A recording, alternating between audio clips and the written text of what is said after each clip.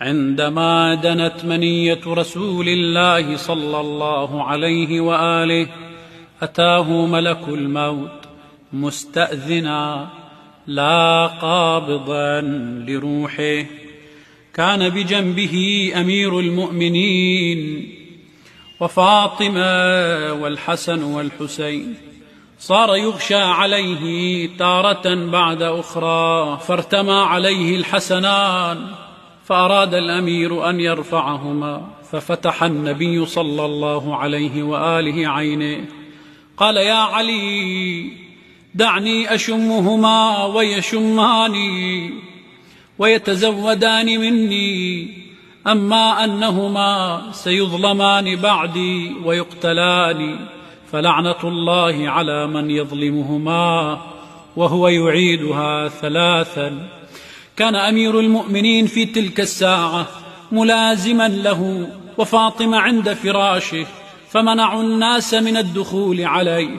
تقول فاطمة سلام الله عليها: بينما نحن حول أبي وقد أغمي عليه من شدة المرض، وإذ بمناد على الباب وهو يقول: أنا رجل غريب، هل تأذنون للغرباء بالدخول؟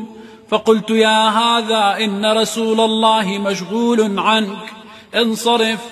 فمضى ثم عاد مرة أخرى ونادى: أنا غريب، هل تأذنون للغرباء بالدخول؟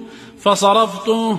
وفي المرة الثالثة عاد ونادى نفس النداء، وقد انتبه رسول الله صلى الله عليه وآله من غشيته، فقال صلى الله عليه وآله: بني فاطمة، أتعرفينه؟ قالت فاطمة: لا يا أبا. قال: بني، هذا هادم اللذات، هذا مفرق الجماعات، ما استأذنا على أحد قبلي ولن يستأذنا على أحد بعدي، فأذني له بالدخول. فأذنت له فاطمة، فدخل وهو يقول: السلام عليك يا رسول الله، إن العلي الأعلى يقرئك السلام ويخيرك بين لقائه وبين البقاء في الدنيا. فقال له: يا ملك الموت، امهلني حتى يهبط علي حبيبي جبرائيل. فعرج ملك الموت نحو السماء فلقيه جبرائيل، قال له: يا ملك الموت، أقبضت روح محمد؟ قال: لا يا جبرائيل، إنه استمهلني لقدومك.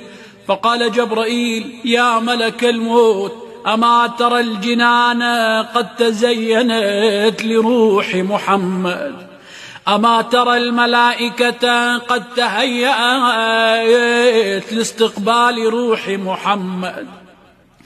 ثم هبط جبرائيل على رسول الله صلى الله عليه وآله وهو يقول: يا رسول الله، إن العلي الأعلى يقرئك السلام ويقول لك: ولسوف يعطيك ربك فترضى.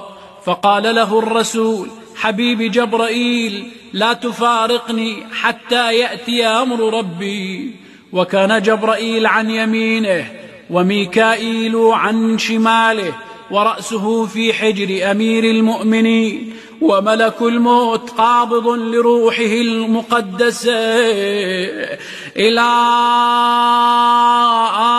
أن أفاضت روحه الطاهرة أيها محمدا، ويد علي تحت حنكه الشريف، فمسح بها علي وجهه وقام إلى الناس، فتح الباب وهو يبكي ويقول: أيها الناس، عظم الله أجوركم بنبيكم، فلقد قبضه الله إليه. فضج الناس بالبكاء والنحيب، وصرخت فاطمة: وأبتاه